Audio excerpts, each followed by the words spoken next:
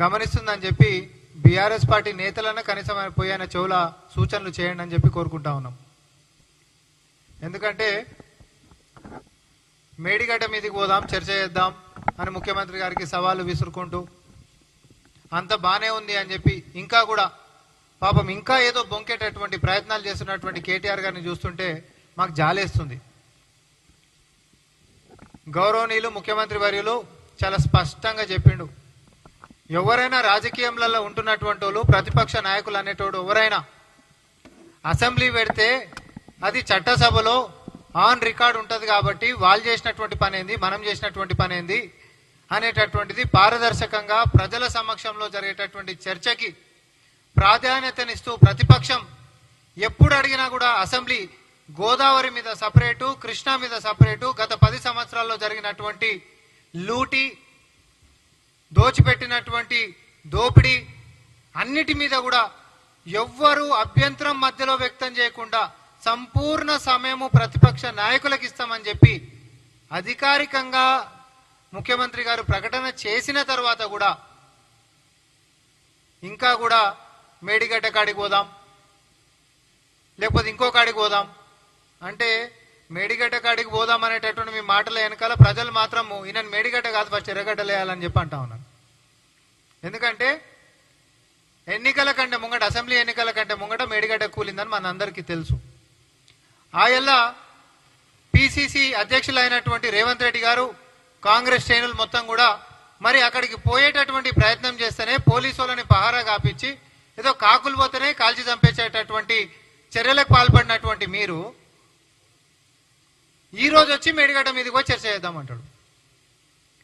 ఆయన మీరు ప్రభుత్వంలో ఉన్నారు, మీరు హయాంలో ఉన్నప్పుడు మేడిగడ్డ కూలింది, దాని మీద చర్చ చేద్దామని చెప్పి ప్రతిపక్షాలు ఆ రోజు మేము ఉన్నటువంటి వాళ్ళం పోయేటటువంటి ప్రయత్నం చేస్తే ఆపినటువంటిది మీరు ఈ రోజు వచ్చి పోదాంపా అని అంటున్నాం అంటే మీకు మెంటల్ లేసిందని చెప్పి తెలంగాణ ప్రజలు అనుకుంటారు. కేటీఆర్, మీ మానసిక పరిస్థితి బాగాలేదు, లేకపోతే మీ బావ ఇచ్చినటువంటి స్క్రిప్ట్ బ్లైండ్గా గిట్టే చదువుతున్నట్టున్నావు.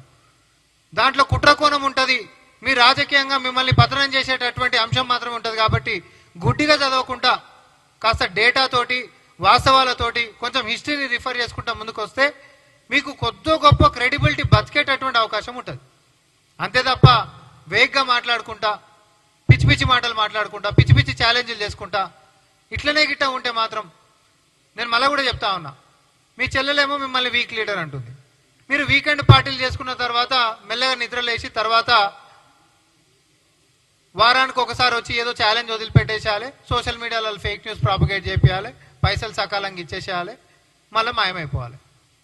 ఒక్కసారి మీ సోషల్ మీడియా మాధ్యమాల్లో పనిచేసేటటువంటి పిల్లలకి ఒక నెల రోజుల పైసలు ఆపురి, మీ అసలు రూపం ఏందో బయటకు వస్తుంది. మేము చెప్పేదల్లా ఒకటే, ముఖ్యమంత్రి రేవంత్ రెడ్డి గారు ఈరోజు ఉంటున్నప్పుడు బీఆర్ఎస్ పార్టీ అధ్యక్షుడు అయినటువంటి కేసీఆర్ గారు, లేకపోతే మాజీ ముఖ్యమంత్రి లెక్క కేసీఆర్ గారు ఉంటున్నప్పుడు మరి ఆనాడు పిసిసి అధ్యక్షుడు అయినటువంటి రేవంత్ రెడ్డి గారు సమ్మవూచీలు. ఈయన ఆయనకి, ఆయన ఈయనకి ఛాలెంజ్ చేసుకున్న ఒక అందం చందం ఉంటుంది. కానీ నువ్వు మధ్యలో వచ్చి ఎవరో స్క్రిప్ట్ ఇవ్వగానే గుడిగా చదివేసేసి ఎర్రగడ్డలు పడేటటువంటి మానసిక పరిస్థితికి నువ్వు పోతున్నావు అనేది మీరు తెలుసుకోవాల్సిందిగా మేము కోరుకుంటా ఉన్నాం. తుమ్మిడిహట్టి నుంచి మేడిగడ్డకి ఎందుకు మార్చిర్రో దానికి మీ కాడ జవాబు లేదు.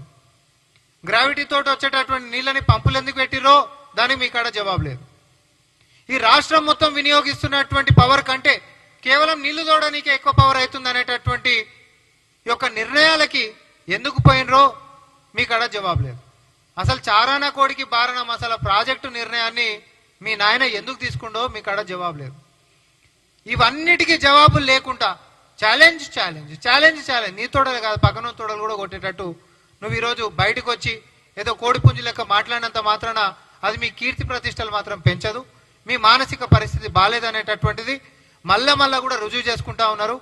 బావలు ఇచ్చినటువంటి స్క్రిప్ట్లో లేకపోతే చెల్లెలు చేసినటువంటి విమర్శలకు లోనవ్వకుండా మీరు సొంతంగా గతంలో జరిగినటువంటి విధానాలని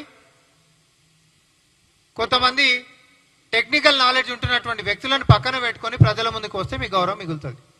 అరే ఇప్పుడు అవినీతి కుంభకోణం, అవినీతి అంటేనే అవినీతి, కాళేశ్వరం అనేటటువంటి అతిపెద్ద కుంభకోణంలో ఒక ముగ్గురు అధికారులను అరెస్ట్ చేస్తే, ఏసీబీ దాడులు చేస్తే 1000 కోట్లు రాలినాయి. 1000 కోట్లు. మీరు మనుషులా లేకపోతే ఇంకేమన్నా? అసలు ఎవడి సొమ్ము ఎవడు తిన్నాడు? పందికొక్కులు తిన్నట్టు. పందికొక్కులు కూడా అసహించుకుంటాం మేము. అడవి పందులు తిన్నట్టు తిన్నారు. నీటి మీద చేసినటువంటి దగాగాక రాష్ట్ర భవిష్యత్తుని ఆర్థికంగా అతలాకుతలం చేసుకుంటా అప్పనంగా అడ్డగోలుగా పీక తిన్నటువంటిది ఈరోజు ఆ ఏసీబీ రేట్లలో పడ్డటువంటి అధికారులను చూస్తే మనకు అర్థమవుతుంది. ఆ స్థాయిలో ఉంటున్నటువంటి అధికారుల కాడనే 1000 కోట్ల రూపాయలు రాలితే ఇక నిర్ణయాలు తీసుకొని అన్ని తెలివితేటల్ని రంగరించి కట్టినటువంటి జోబులు ఎన్ని వెళ్ళాలి? 1,00,000 కోట్లు వెళ్ళాలన్నా 10,000 కోట్లు వెళ్ళాలన్నా? కేవలం నీటి మీదనే 10,000 కోట్లు కమిషన్ల రూపకంగానో అవినీతి చేసి సంపాదించినటువంటి సొమ్ము మీ కాడ బాగుంది కాబట్టి ఈరోజు సోషల్ మీడియా మాధ్యమాలలో ముఖ్యమంత్రి గారి మీద, ప్రజాపాలన మీద, లేకపోతే మా యొక్క మంత్రుల మీద, ఈ ప్రభుత్వం మీద బురద జల్లేటటువంటి ప్రయత్నాలు చేస్తూ ఉన్నారు. మొన్న కూడా పెడతాడు పోస్టు, హెలికాప్టర్ల గీడికే రామోజీ ఫిలిం సిటీ దాకా ముఖ్యమంత్రి గారు హెలికాప్టర్లను వాడుతుండని. మొత్తం స్కెడ్యూల్ ఇట్లా పేపర్ ఉంటే దాన్ని ఇట్లా సగం పెట్టి ఎడిట్ చేసి పెడతారు. ఇంకోడోడో హోర్డింగ్ పెడతాడు ఆడ, ఏవో రేవంత్ రెడ్డి గారి గురించి రాసుకుంటా. అధికారంలో ఉన్నప్పుడు దొంగల లెక్క దోసుకు తిన్నారు, ప్రతిపక్షంలోకి వచ్చినాక కూడా దొంగల లెక్కనే అర్ధరాత్రి పూట పోయి హోర్డింగ్లు పెడతా ఉన్నారు. అప్పుడు ఇప్పుడు ఈ దొంగ లెక్క ఉంటున్నటువంటి విధానం మాత్రం ఇది మారతలేదు. నేను చెప్పేదల్లా ఒక్కటే, కేటీఆర్ నీకు ఛాలెంజ్ చేసేటంతటి సినిమా లేదు. కనీసము డేటా అనేటటువంటిది కొంచెం తీసుకొని దాని మీదకించి మీరు మాట్లాడితే, పోనీ మీ కాడ ఉంటున్నటువంటి తెలివితేటల్ని మొత్తం రంగరించుకొని సిద్ధం చేసుకొని అసెంబ్లీ ఎప్పుడు అనేటటువంటి అంశాన్ని పెట్టుకొని అసెంబ్లీలో ప్రజల ముంగట మీరు రండి, మీ నాయన రండి, మీతో పాటు గెలిచినటువంటి వాళ్ళందరూ రండి, చర్చకు సిద్ధం అని చెప్పి ముఖ్యమంత్రి గారు చెప్పిండ్రు. మళ్ళా దీని మీద చర్చించాల్సినటువంటి అవసరం లేదు. మీకు దమ్ము ధైర్యం ఉంటే అసెంబ్లీలకు మీ నాయనతో పాటు రండి, చర్చలకు మేము సిద్ధంగా ఉన్నాం. అంతే తప్ప బురద రాజకీయాలు చేస్తే మేడిగడ్డ కాదు, నిన్ను ఎర్రగడ్డ పంపించడం మాత్రం ఖచ్చితం.